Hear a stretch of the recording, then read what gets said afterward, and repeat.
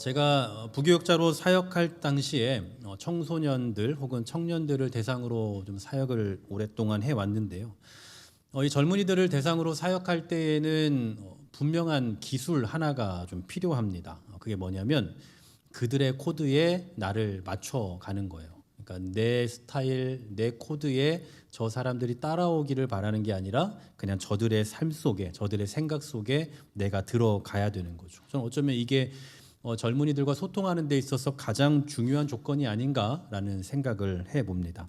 그들의 언어를 쓰고 그들의 생각에 공감해주고 또 그들과 똑같은 모습으로 어울려주고 그만큼 그들의 세계로 들어가지 않고는 도무지 소통이 되지 않는 또 그 더 나아가 교육이 이루어지지 않는 그 세계가 바로 청소년 혹은 청년 사역이죠. 근데 문제는 그들과 그렇게 가깝게 지내다 보면 반드시 쉽게 대하는, 그러니까 경우가 없어지는 아이들이 발생합니다. 그러니까 연장자인 목사가 자기들의 생각대로 이렇게 해주고 자기들이 쓰는 말을 써주고 그냥 친구처럼 그렇게 다가가면 아이고 나이 먹은 사람이, 우리보다 나이도 더 있는 사람이 저렇게 맞춰주니 참 애쓴다 하면서 좀 편안하게 받아주고 같이 편안하게 친구로 다가오면 좋은데, 그냥 친구인 걸 넘어서 아예 저를 하대하는, 쉽게 대해버리는 그런 일들이 발생하는 거죠. 물론 나를 내려놓는 것이 청소년 사역이니까 그러려니 할 수 있지만, 목사는 무슨 사회복지사나 아니면 청소년 상담가가 아니잖아요. 목사는 결국 하나님의 말씀을 전해야 되는, 선포해야 되는, 가르쳐야 되는 그런 묵직한 사명이 또 있지 않습니까? 그런데 이렇게 목사를 자기 아랫사람 대하듯 하게 되면 그 목사가 전하는 하나님의 말씀이 과연 들려지긴 할까요? 아마 우습게 들리지 않을까 싶어요. 평소에는 저렇게 가벼운 사람이 설교한답시고 앞에 서가지고 저렇게 진중한 척 말하고 있는 게 아주 우스워 보일 수도 있고, 그런 목사가 전하는 하나님의 말씀도 아마 가볍게 여겨버릴지도 모르겠습니다. 그래서 제가 늘 했던 얘기들이 있었습니다. 쉬운 것과 편한 것은 다른 거다. 나는 너희에게 편한 존재지 쉬운 사람은 아니다라고 얘기해요. 목사를 편하게 대하는 건 좋지만 그 이상 선을 넘지는 말라라는 그런 일종의 경고와 같은 거였죠. 저는 언제나 이 사역을 하고 또 인생을 살면서 이걸 좀 철칙처럼 여기며 살아가고 있습니다. 쉬운 것과 편한 것은 다르다.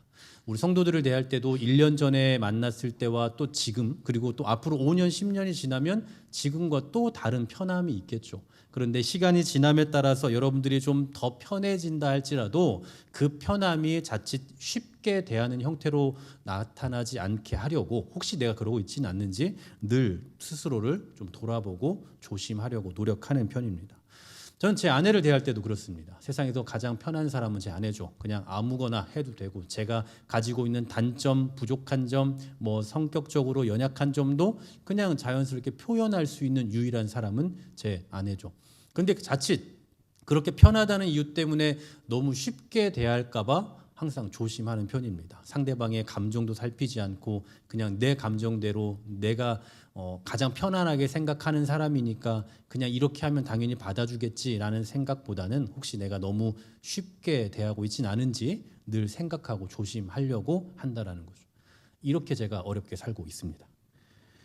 이처럼 사람은 본능적으로 편한 게 지속되면 쉽게 보려고 하는 경향이 생겨요. 그리고 이런 경향이 어디까지 나아가느냐? 신앙인들에게 있어서 하나님을 대하는 모습에서도 이런 게 나타나요.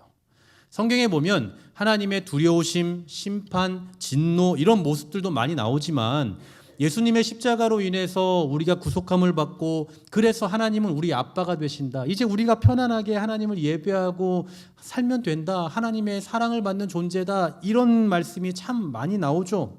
그러다 보니 이런 말씀을 잘 아는 사람들이 하나님을 두려운 분, 또 하나님은 공의로우신 분, 하나님은 때로 심판도 하시는 분, 이런 분으로 생각하기보다는 그냥 내가 뭐 해도 다 용서해 주시고 다 사랑해 주시는 분이야 라고 그렇게 이해하는 겁니다. 쉽게 말하면 하나님을 편안하게 대하는 걸 넘어서 쉽게 대하려고 한다는 거죠. 예를 들면 우리가 예배를 드릴 때 하나님을 그냥 두려운 하나님으로 안다면, 하나님 제가 어찌 하나님 앞에 예배할 수 있겠습니까? 내가 지금 감히 여기 어떻게 앉아서 예배할 수 있겠습니까? 하면서 벌벌벌 떨면서 예배할 거예요.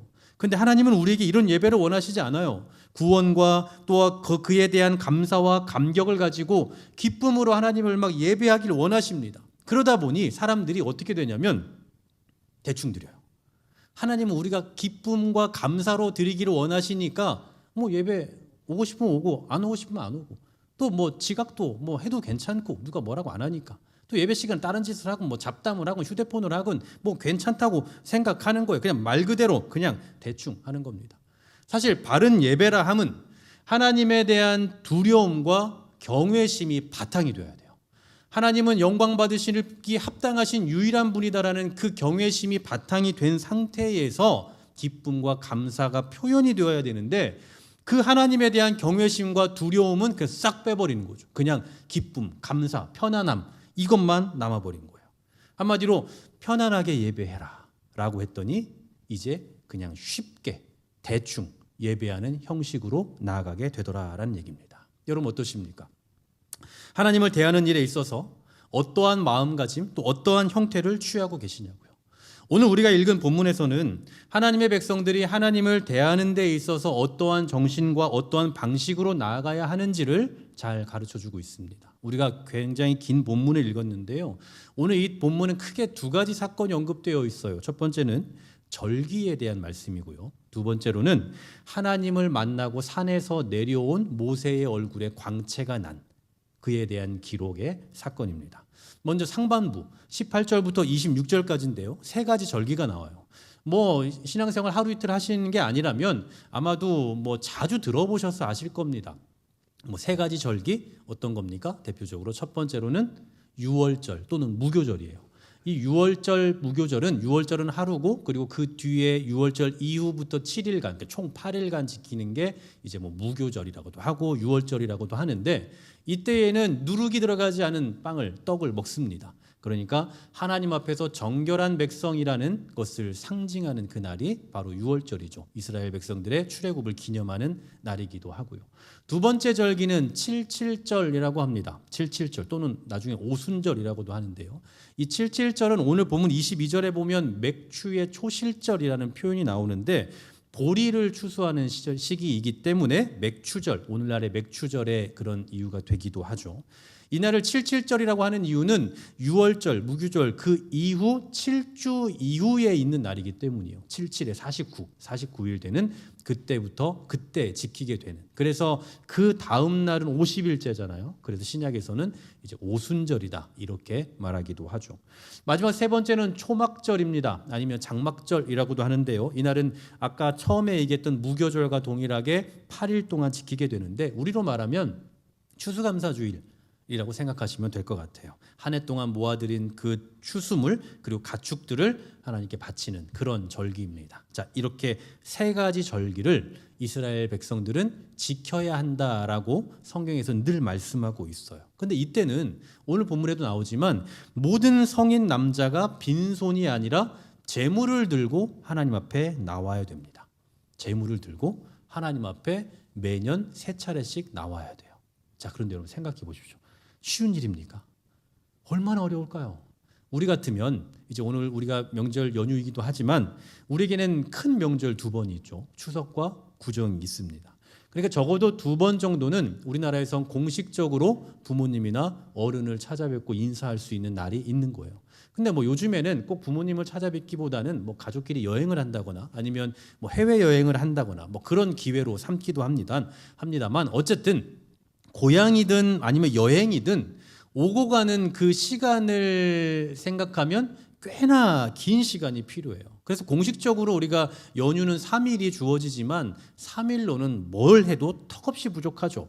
게다가 그냥 순순히 뭐 쉬는 게 아니잖아요. 순순히 쉬는 거면 뭐 3일 그리 짧지 않을 거예요. 그런데 어디를 가려고 해도 차도 막히죠. 비용도 엄청 들죠. 또 명절을 전후로 해서 가족끼리 싸움도 얼마나 많습니까? 그러니 오죽하면 명절 증후군이라는 것도 있겠어요. 이처럼 절기, 명절 이런 게 반드시 좋기만 한 게 아니라 여러모로 어려움, 고충 이런 게 정말 많다라는 거예요. 그런데 이스라엘 사회는 몇 번 있다고요? 3번이 있다고요. 3번의 절기가 있고, 이것을 오늘날 우리 달력으로 치면 3월, 5월, 9월입니다. 그러니까 3, 4개월을 주기로 계속 명절, 절기가 다가오니까 너무나 빨리빨리 다가오는 느낌일 거예요. 게다가 이날은 어디 아무데나 가서 가까운 친척집 가서 모이는 게 아니라 무조건 다 예루살렘 성전으로 모여야 돼요. 예루살렘으로. 그러니 멀리에서 여기까지 왔다 갔다 하는 그런 것들을 생각하면 너무나 어려운 일이죠. 뿐만 아니라 나중에 유대인들이 포로기 이후에는 이제 소위 말하는 디아스포라 유대인들, 그러니까 이 유대 바깥에 바벨론이나 이런 세계 곳곳에서 자리를 잡고 산단 말이에요. 그곳에서 살다가 1년에 3차례씩 예루살렘으로 와야 된다니 너무 어려운 거죠. 불가능한 일이에요. 예를 들어 생각해 보세요. 우리가 미국으로 이민을 갔어요. 그래서 미국에서 취직을 해서 일을 하고 있는데 오늘 우리 한국 그 달력으로 보면 구정이니까 저 3일 쉬게 해주세요 라고 하면 미국에서 쉬게 해줍니까? 구정이 어디 있어요 거기에. 우리의 절기를 그들에게 맞춰달라고 할 수 없는 거잖아요. 마찬가지로 세계 곳곳에 자리 잡고 흩어져 살던 유대인들이 자기의 민족을 지키기 위해서 매년 3차례씩 생업을 내팽겨치고 예루살렘으로 간다? 너무 어려운 일이라고요. 거의 불가능에 가까운 거죠. 여러분, 그럼에도 불구하고 하나님께서 지키라고 명령하시는 거예요. 너무 어려운 일이지만 지키라고 하시니 너무 더 어려운 일인 거죠. 여러분, 우리도 사실 그렇잖아요. 하나님의 말씀대로 살아야 된다는 걸 알고 하나님의 말씀대로 살려고 하지만 현실적으로 걸리는 일이 너무나 많아요. 말씀대로 살고 말씀대로 순종하는 삶을 살려고 하다 보면 세상에서 불이익을 당하는 것도 너무나 많고 손해볼 게 뻔하게 보이는 일들도 때로는 있습니다. 예를 들면 사업을 하는데 주말에 일이 가장 잘 돼요. 주일에 특히나 사람들이 여행을 오고 하니까 유동인구가 많아서 주일에 더 많은 매출을 올릴 수 있음에도 불구하고 주일을 온전히 성수해야지라고 해서 주일에 문을 닫아요. 얼마나 많은 손해를 감수해야 됩니까? 이처럼 하나님의 말씀대로 하나님의 명령대로 살고자 하면 자연스레 따라오는 손실이라는 게 발생한다라는 거죠. 마찬가지로 이스라엘에서 3대 절기를 지키라라는 그 명령을 지킨 이스라엘 백성들에게도 이런 걱정이 있는 거예요. 얘 잘리면 어떡하지? 절기 지키러 갔다가 무슨 사고 나면 어떡하지? 이 비용은 어떡하지? 이런 걱정들 수도 없이 많죠. 그래서인지 하나님께서 오늘 이 말씀을 하시면서 한 가지 중요한 단서를 붙이세요. 24절 말씀인데요. 같이 한번 읽어볼까요? 24절 시작. 내가 이방 나라들을 내 앞에서 쫓아내고 내 지경을 넓히리니 내가 매년 3번씩 여호와 내 하나님을 뵈려고 올 때에 아무도 내 땅을 탐내지 못하리라. 아멘. 자, 보십시오. 하반절에 보십시오. 내가 매년 3번씩 여호와 내 하나님을 뵈려고 올 때에 아무도 내 땅을 탐내지 못하리라. 그렇습니다. 하나님께서는 당신의 백성들을 손해보게 하려고 하시는 게 아니에요. 네가 어찌됐건 그건 내 알 바 아니고 일단 무조건 지켜. 이게 아니라 절기를 지킴으로 인해서 생겨날 수 있는 그 손해를 내가 책임질 테니 걱정하지 말고 와라 라고 약속하고 계시다라는 사실이에요. 그러면 이처럼 좀 인간에게 어떤 물리적으로 조금 부담이 될 수도 있을 법한 이 절기를 이렇게까지 하면서라도 지키라고 하시는 그 이유는 뭘까요? 그건 바로 이렇게 해서라도 신앙의 정체성과 민족의 정체성을 지켜가게 하기 위함인 겁니다. 여러분 생각해 보십시오. 이렇게 하지 않고서 세계 곳곳에 살고 있는 그 민족들이 언제 어떤 방식으로 하나님을 예배할 것이고 어떤 방식으로 율법 안에서 우리가 하나라는 것을 증명해내고 유지해낼 수 있겠습니까?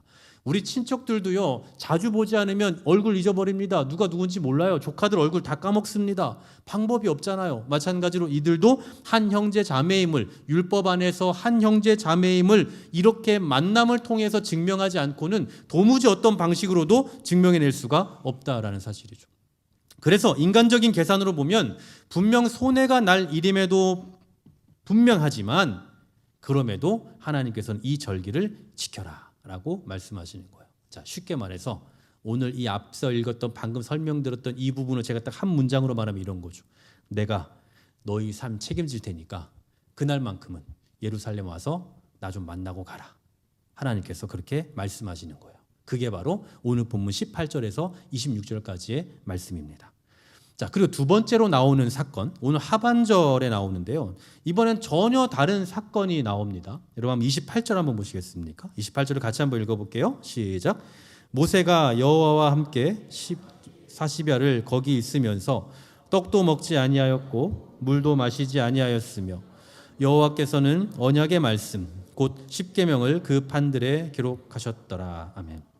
자, 모세가 하나님께 두 번째로 돌판을 받고 있는 장면입니다. 이전에 이미 한 번 받았었는데요. 이스라엘 백성들이 우상 숭배하는 그 모습을 보고 화가 나서 집어 던졌잖아요. 그래서 그 돌판이 다 깨져버렸어요. 그래서 하나님께서 다시 올라와라, 내가 다시 만들어줄게 해서 시내산에 올라가 있는 장면입니다. 자, 그런데 시내산 올라가서 지금 모세가 뭐 하느냐 하면 40일 동안 아무것도 먹지 않아요. 금식합니다. 그리고 거기서 하나님을 만나고 내려오게 되는데, 여러분 모세의 얼굴이 어땠을지 한번 생각해 보십시오. 여러분 40일간 산에서 지내고 금식했어요. 얼굴 씻지도 못하죠. 이불 깔고 잠을 자는 것도 아닙니다. 그 얼굴은 다 그을렸겠죠. 그러니 살은 쭉 빠져 있을 거고요. 그리고 씻지 못해서 얼굴도 시커멀 겁니다. 잠도 못 잤고 또 먹지도 못하고 얼마나 초췌했겠어요. 그런데 그렇게 산에서 40일간 금식하고 내려오는 그 모세의 얼굴이 어땠는지 오늘 보면 29절에 이렇게 말씀해요. 그 산에서 내려올 때에 모세는 자기가 여호와와 말하였으므로 말미암아 얼굴 피부에 광채가 나나 깨닫지 못하였더라라고 말씀해요. 자, 얼굴에 뭐가 나와요? 광채가 난대요. 여기서 광채가 난다라는 이 표현을 히브리어로 살펴보니까 광선이 뿜어져 나온다라는 표현이에요. 광선이 뿜어져 나온다. 여러분 정말 예쁘고 잘생긴 연예인들 실물 보신 적 있으십니까? 실물. 지금 잠깐 시간이 되면 잠깐 옆에 분 얼굴 한번 보십시오. 그분이 연예인이라는 게 아니라 그리고 한번 실물 실제 연예인을 한번 떠올려 보세요. 어떤 차이가 있습니까? 그냥 좀 큰 차이가 있어요. 그냥 좀 큰 차이가. 얼굴이 막 주먹만 하거나 내가 늘 봐왔던 사람들의 얼굴은 막 바위만 한데 주먹만 한 사람이 돌아다니고 말을 한다거나, 아니면은 정말 얼굴이 왜 이렇게 배꼽같이 하얀지, 화장을 해서 그런지도 모르겠는데 우리도 다 똑같이 화장을 하는데 이 사람은 왜 이렇게 얼굴도 하얗고 예쁘고 또 얼굴이 조각같이 생겼는지 몰라요. 그런 사람들을 보고 우리가 그런 표현을 하죠. 야, 얼굴에 광채가 난다. 그런데 여러분 모세의 얼굴에 광채가 난다? 라는 것도 혹시 그런 걸까를 생각해 보면 그런 게 아니에요. 다시 말해서 우리가 화장을 잘해서 화장이 잘 먹어서 얼굴이 뽀얗게 나오고 얼굴이 그냥 잘생겨서 각이 생겨 있고 그런 것이 아니라 얼굴에서 광선이 뿜어져 나와서 도무지 사람이 쳐다볼 수 없는 그런 상태였다라는 거죠. 그러니 이런 모세를 대하는 사람들이 어땠는지 한번 생각해 보세요. 30절인데요. 30절 같이 한번 읽어봅니다. 시작. 아론과 온 이스라엘 자손이 모세를 볼 때에 모세의 얼굴 피부에 광채가 남을 보고 그에게 가까이 하기를 두려워하더니. 아멘. 이건 단순히 야 어떻게 사람의 얼굴에서 광채가 나오냐, 아우 야난 밝아서 못 보겠다 야 이런 게 아니에요. 아니면 야 사람이 어떻게 얼굴이 저렇지, 신비하다, 무서워, 이런 신비함에 의해서 보지 못하는 것도 아닙니다. 그럼 뭐냐? 그 광선이 하나님의 영광의 일부라는 걸 사람들이 알았어요. 그래서 두려워서 바라보지 못하는 겁니다. 실제로 구약 시대에는요, 여러분 아시다시피 인간이 하나님을 직접 바라보면 죽습니다.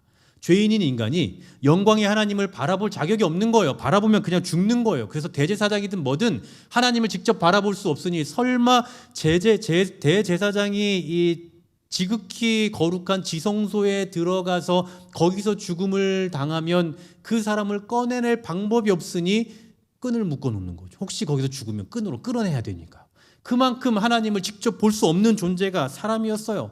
그래서 구약 성경에 보면 하나님이 실제로 가시적으로 임재하실 그때 언제나 같이 등장하는 게 있습니다. 그게 뭔지 아십니까? 바로 구름이에요. 구름. 빽빽한 구름으로 사람과 하나님 사이를 가로막는 거죠. 그래서 이 구름으로 인해 사람이 하나님을 직접 바라보지 못하도록 사람의 생명을 살리기 위한 그런 의도로 빽빽한 구름이 나오는 거죠. 바로 이처럼 모세의 얼굴에 하나님의 영광이 담겨 있으니 사람들이 쳐다보면 안 되는 거예요. 그래서 모세가 어떻게 합니까? 수건으로 얼굴을 가려요. 수건으로. 즉 여기서 모세가 수건으로 얼굴을 가렸을 때 이 수건은 그 모세 앞에 있는 사람들의 생명을 보존시켜주기 위한 장치인 셈이죠. 사실 모세의 얼굴에 묻어있는 그 하나님의 영광은요, 하나님의 그 영광의 광채 중에 아주 극히 일부분이었을 겁니다. 전부가 아니라 그냥 극히 일부분이라고. 그런데 인간은 그 하나님의 영광의 극히 일부분도 바라볼 수 없는 존재다라는 거예요. 이게 바로 오늘 본문 하반절에서 말씀하고 있는 내용입니다. 하나님의 영광이 바로 눈앞에 있음에도 바라보면 안 되고 직접 볼 수 없는 인간의 한계를 보여주고 있는 거죠. 자, 오늘 우리는 두 가지를 살펴봤어요. 첫 번째, 매년 세 차례씩 절기를 통해서 하나님을 만나는 자리로 오라는 거고요. 두 번째로는 하나님의 영광의 극히 일부도 바라볼 수 없는 인간의 한계를 보여주고 있습니다. 그러니까 하나는 하나님을 보라 하는 거고요. 다른 하나는 하나님을 보지 말라라는 거예요. 참 재밌죠? 어쩌라는 겁니까 도대체? 도대체 하나님을 보라는 거예요? 보지 말라는 거예요? 이거 오라는 얘기입니까? 가라는 얘기입니까? 바로 여기서 우리는 오늘 말씀의 이 제목에서 있는 이 두 가지 단어를 떠올려 볼 수 있는 거죠. 가능과 한계예요. 하나님과 인간의 관계는 가능과 한계가 존재한다라는 겁니다. 하나님을 뵈러 가는 그 절기를 통해서 하나님을 만날 수 있다라는 점에서는 가능이죠. 그러나 그 가능함 중에서도 감히 하나님을 바라볼 수 없다라는 측면에서는 한계가 존재한다라는 거예요. 이걸 반대로 얘기하면 우리는 하나님을 절대로 볼 수 없다라는 그 한계 가운데서도 하나님을 볼 수 있는 가능성이 있는 존재다라는 겁니다. 지금 무슨 얘기를 하고 있는지 이해가 되십니까? 우리에게는 자유가 있어요. 인간은 자유가 있죠. 그래서 우리의 생활 속에서 언제나 자유를 누리며 살아갑니다. 그런데 사실 알고 보면 우리가 누리고 있는 이 자유는 굉장히 제한적인 자유예요. 여러분 길을 건널 때 횡단보도 건너는 건 우리의 자유죠. 그런데 횡단보도를 아무 때나 건너면 되는 것이 아니라 파란불에만 건너야 하죠. 그러므로 이건 제한된 자유인 거예요. 또 우리는 이 말할 수 있는 그 사람들에 대해서 무언가를 표현할 수 있는 그런 표현의 자유도 주어져 있습니다. 그러나 아무리 표현의 자유가 주어 있다 한들 타인을 비방하거나 아니면 허위사실을 유포하거나 이러면 법적인 제재를 받게 되죠. 그러므로 이 자유도 역시나 제한된 자유예요. 모든 게 다 그래요. 이 세상에는 완전한 자유라는 건 없습니다. 언제나 제약이 있어요. 하나님과의 관계도 마찬가지입니다. 우리가 구원받은 백성으로서 하나님을 아빠, 아버지라고 부를 수 있게 됐고 아무 때나 하나님을 예배하고 하나님을 향해 우리의 필요를 구하는 기도를 할 수 있다는 그 특권을 부여받았습니다. 여러분 과거에는 우리가 방금 앞서 살펴봤던 것처럼 하나님을 볼 수 없어요. 어떻게 하나님을 봅니까? 그리고 하나님을 향해서 뭐 아빠? 말도 안 되는 소리죠. 예수님 당시만 보더라도 하나님을 아버지라고 표현하면 이건 신성모독이에요. 그래서 그 자리에서 즉결 심판 대상입니다. 무슨 하나님을 아빠라고 부릅니까? 말도 안 되죠. 하지만 지금 우리는 하나님을 아빠라고 불러요. 아빠, 아버지라고 부른대요. 그리고 우리 스스로를 하나님의 자녀라고 표현하기도 합니다. 더 나아가 심지어 뭐가 안 되면 하나님을 향해서 불평을 하기도 해요. 아, 하나님 진짜 왜 이러시는 거예요? 하나님 왜 안 해주시는 거예요? 불평도 하고 화도 내요. 그러니 하나님과 우리의 관계가 얼마나 편합니까? 그냥 뭐든지 다 해도 될 것처럼 보여요. 그런데 이 관계 안에는 분명 뭐가 존재한다고요? 한계라는 게 존재한다고요. 우리가 아무리 하나님을 그렇게 편하게 대하더라도 하나님은 하나님이에요. 그분이 우리와 그렇게 가까워졌다고 해서 이제 내 마음대로 살고 하나님을 향해서도 그냥 함부로 해도 되는 게 절대 아니란 말입니다. 그럼에도 서두에 말씀드렸던 것처럼 인간은 뭔가 가까워지면 또 편하게 지내다 보면 반드시 쉽게 보는 경향이 있다라고 말했잖아요. 그런 것처럼 하나님에 대해서도 그런 태도를 보일 때가 얼마나 많은지 몰라요. 하나님과의 관계에 있어서 가능한 부분에 대해서만 생각할 뿐 한계에 대해서는 생각하지 않는 경우가 너무나 많단 말이에요. 마치 상대방이 나에게 너무나 편하게 다가오니까 그 사람을 편하게 대하는 걸 넘어서 그냥 쉽게 대해버리는 것처럼 하나님 앞에서 우리가 가능한 일이 너무나 많아졌잖아요. 너무나 편해졌잖아요. 그러다 보니까 이제 우리가 하나님과의 관계에 있어서 한계를 가진 존재라는 사실을 망각해버린다는 거죠. 여러분 어떠십니까? 하나님과의 관계에 있어서 하나님은 정말 편한 분, 따뜻한 분, 사랑이 많으신 분, 나를 용서하시는 분, 뭐 그런 하나님으로 인식하고 계십니까? 맞습니다. 잘하고 계시는 거예요. 하나님은 그런 분이 맞습니다. 하나님은 우리의 아빠, 아버지가 되시는 분이 맞고요. 그리고 우리의 연약함까지도 사랑해 주시고 또 그것까지도 받아주시는 분이 맞다고요. 하지만 이게 다는 아니에요. 아무리 하나님과 우리가 가까운 사이가 되었고 하나님이 우리를 사랑하시는 분인 건 맞지만 그래도 하나님은 하나님이라고요. 그분은 온 세상을 창조하셨고 지금도 다스리시는 온 우주의 왕이시고 그분은 공의로우신 분이기 때문에 우리에게 복도 주시지만 때로는 우리의 잘못에 대해서 책망도 하시고 저주도 하시고 심판도 하실 수 있는 그런 두려운 하나님이라고요. 그러므로 우리는 하나님과의 관계에 있어서 내가 누릴 수 있는 유익과 가능성만을 생각하는 것이 아니라 하나님 앞에서 나는 어떻게 살아야 되는가, 그 하나님 앞에서, 이 관계 앞에서 나는 어떻게 살아야 될 것인가에 대한 우리의 책임에 대해서도 생각할 수 있어야 되는 거예요. 다시 말해서 하나님을 아빠라 부르는 게 가능하지만 그렇다는 이유로 하나님을 함부로 대하고 함부로 여겨서는 안 된다라는 그 한계를 인정하고 언제나 그분을 경외하는 삶을 살아야 된다라는 사실입니다. 사랑하는 여러분, 명절 연휴가 시작됐습니다.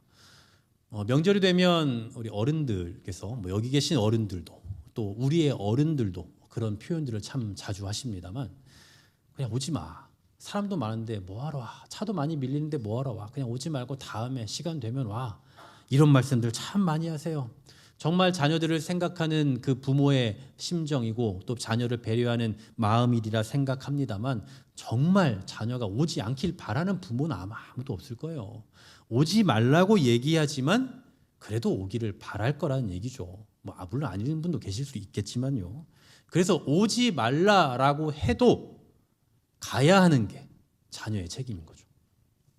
마찬가지로 우리가 하나님께 무슨 책임을 다하지 않으면 하나님이 우리를 향해서 막 저주하시고 심판하시고 당장 다리 몽둥이를 부러뜨리시고 이렇게 하는 거 아니에요. 하지만 그렇지 않더라도 우리는 구원받은 자로서의 책임 있는 자세가 필요한 거라고요.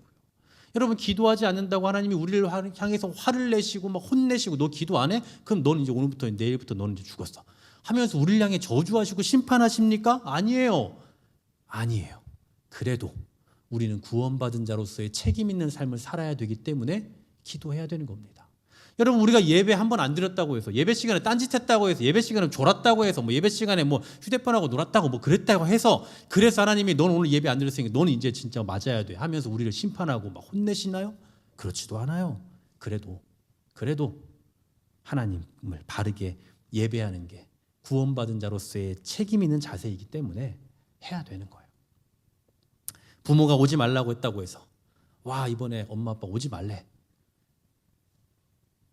우리끼리 시간 보내자 라고 하는 자녀는, 죄송하지만 우리 중엔 없겠지만 그런 분들은 철없는 자녀일 겁니다. 마찬가지로 우리가 예배를 하지 않는다고 해서, 기도하지 않는다고 해서, 신앙생활 제대로 열심히 하지 않는다고 해서 하나님께서 우리를 향해 심판하시고 진노하지 않는다라는 것을 알고, 그러니까 난 그냥 대충 하련다, 어차피 내가 예배 대충 드린다고 뭔 일 생기는 것도 아닌데 뭔 상관이야 라고 하면서 그런 자세로 하나님 앞에 선다면 그건 정말 철없는 신앙이 될 겁니다. 기억하십시오. 우리에게 하나님께 편안하게 나아갈 수 있는 그 권리와 은혜는 주어졌지만 하나님을 가볍게 대하고 하나님을 향해 예배하는 이 시간을 그냥 쉽게 할 수 있는 권리가 주어지지는 않았습니다. 가능과 한계라는 이 균형이 무너져 버리면요, 신앙은 반드시 왜곡되게 되어 있어요. 하나님을 향한 그 경외심만 남아있으면 두려움에 갇혀있게 되는 거고요. 반대로 하나님과의 그 친밀함만 남아있으면 하나님을 쉽게 대하고 쉽게 여겨버리는 신앙인이 되게 되는 거죠. 그래서 우리의 예배는, 그리고 우리의 기도는, 우리의 신앙생활은 편안하되 가볍지 않아야 되고 또 자유롭되 방종이 되지 않도록 우리 자신의 상태와 하나님을 향한 그 자세를 날마다 점검하는 신앙인이 되어야 하는 것입니다. 우리의 예배가 하나님을 편하게 대하는 예배에서 끝나지 않고 정말 하나님을 경외하는 예배가 되었으면 좋겠습니다. 또 우리의 생활 속에서 하나님을 아빠, 아버지라고 부를 수 있는 그 은혜를 누리되, 그 아버지는 그렇게 가벼운 분이 아니라 온 우주를 만드시고 지금도 다스리고 계시는 그 능력 있는 두려운 분이라는 사실을 잊지 않았으면 좋겠습니다. 그래서 가능과 한계라는 그 균형 안에서 하나님을 대하고 또 하나님 앞에서의 신앙인으로서의 그 책임 있는 자세를 가지고 살아가는 저와 여러분 될 수 있기를 주님의 이름으로 간절히 소망합니다.